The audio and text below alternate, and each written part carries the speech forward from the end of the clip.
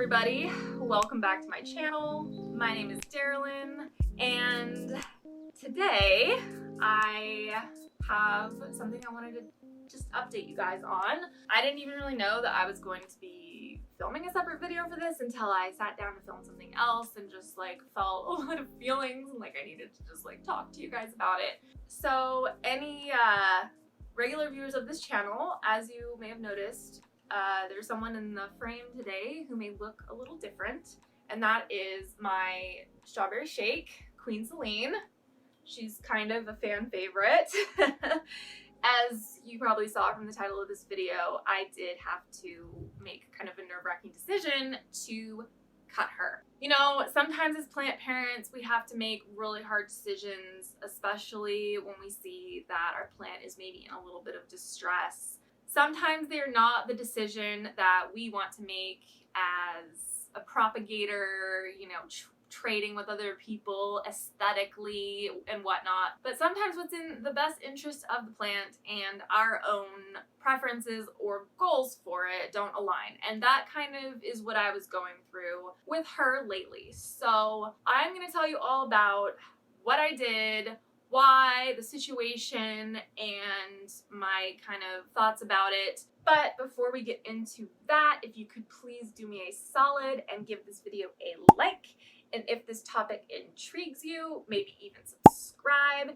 It would really help me out with the YouTube algorithm. Additionally, I'm sure that a lot of you will have a lot of thoughts about this update today, so please go ahead and join the conversation in the comments below. I am still able to pretty much respond to all of them, and I would love to chat with you. Additionally, I could probably use a lot of moral support because as we get into the whole saga of what happened with Queen Celine, I'm gonna need a little bit of moral support. Don't worry, you guys, like, she's fine. It's just, you know, it's a lot of feelings.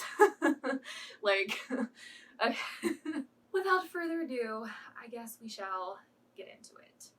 So I unboxed Queen Celine on this channel a couple of weeks ago.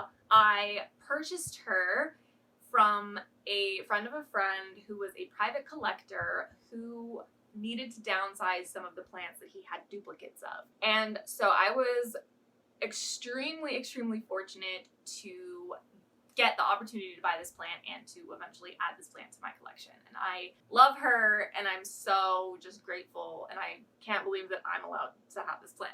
So when I did receive her, I did notice that she had started out as a very tiny plant and grown into a monster, which is incredible. She still had some of her original leaves on the very bottom of her, and they were like tiny, the little juvenile, like very pointy leaves. As you can see now, all of her leaves are the more mature kind of like arrowhead shape. I mean, it was pretty cool and impressive to see how a plant had grown from being so juvenile to so tall. But the problem with that was that the base of the plant was very small and fragile, and it didn't have a huge root ball that was actually in substrate. The majority of the plant's roots were in air layering that went all the way up the bottom half of the plant. My guess is that her previous owner had intended to cut her and then just never followed through with it. She had a ton of air layering. It was on almost every node, and the roots in the air layering were extremely well established. And now this is kind of a good problem to have. Plants in general always do much better with more roots. But because the air layering was so established, I wasn't able to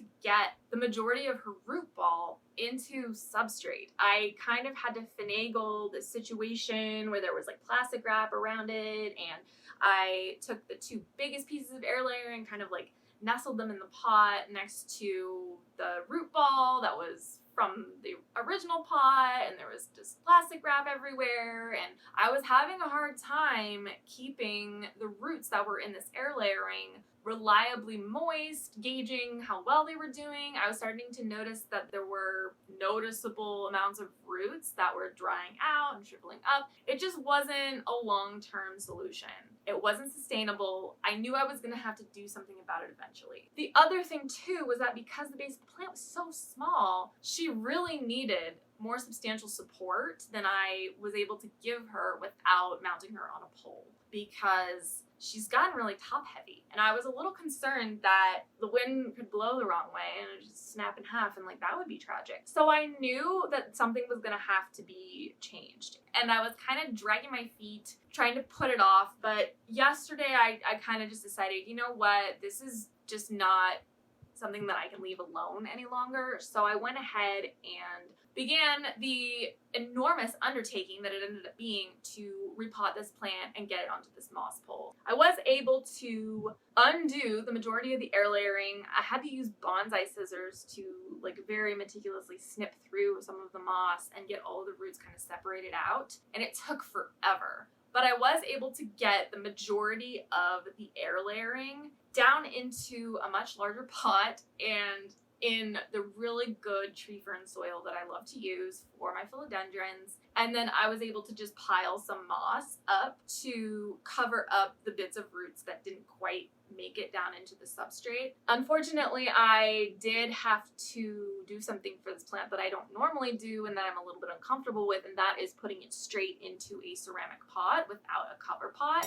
So I'm not going to be able to see the roots, and it's really heavy now, but I had to do it that way because the self-watering moss pole is so heavy. Every other pot that I tried to put it in, it would just fall over. So I had to go ahead and take that plunge, unfortunately. That's the thing about big plants, is that at a certain point, you start to have fewer options for how you can keep them. So, you know, I just kind of had to do what I had to do.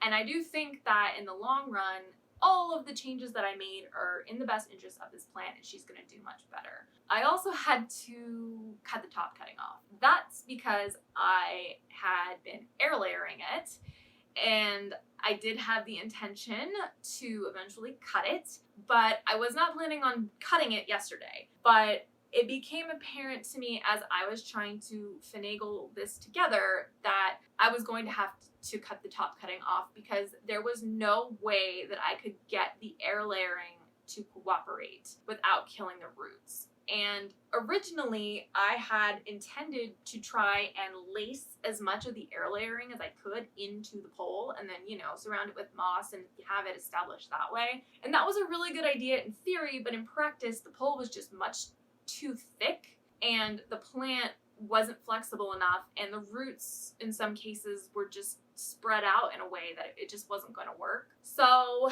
I did have to take the top cutting, which is right here. And the variegation hasn't really faded down yet. Eventually this will be yellow and then more pink and then down to a pinky cream.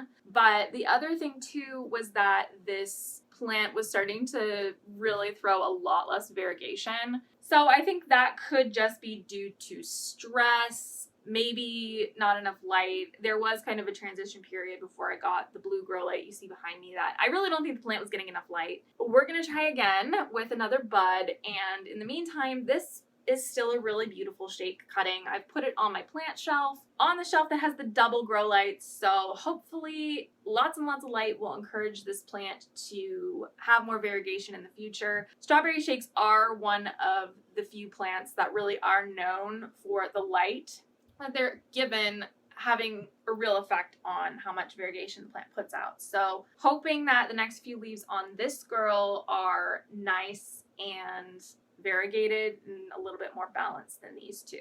And I don't know what I'm going to do with this top cutting yet. I originally had wanted to have two mother plants, but I don't know. It may be available for sale at some point, but I am probably a few months away from making that decision. It was nerve-wracking to cut that plant because it's just, I just love it so much, and I can't imagine, you know, doing something to mess it up, but here we are. So I just wanted to give you guys a quick update on it and let you know the thought process behind why the change had to be made, and let you know that great care has been taken to do this in the best interest of the plant. I do think that once it starts to grow again, it's gonna have a lot more potential to get bigger, fuller, more variegated, being allowed to dig into this pole. And I've also gone ahead and designed this in a way that when it is time to extend it, I can extend it if that's what I want to do.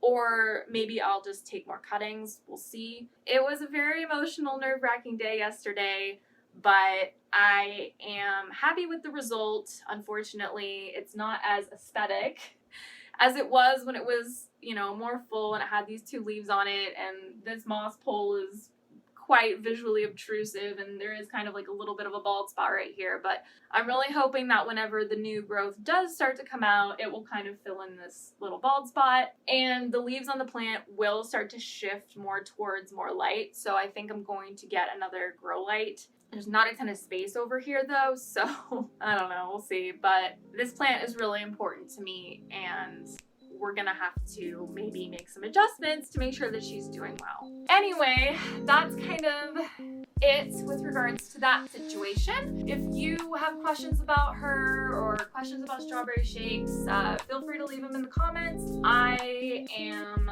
really relieved that she's in a much better situation now, just in much better soil, and she's got all sorts of new advantages that should set her up for success. So, if you want to tell me about plants that were extremely nerve-wracking for you to cut and the results that you got, please do. I would love to commiserate with you, and you know, I think it might make me feel a little bit better too. But that's my Queen Celine update.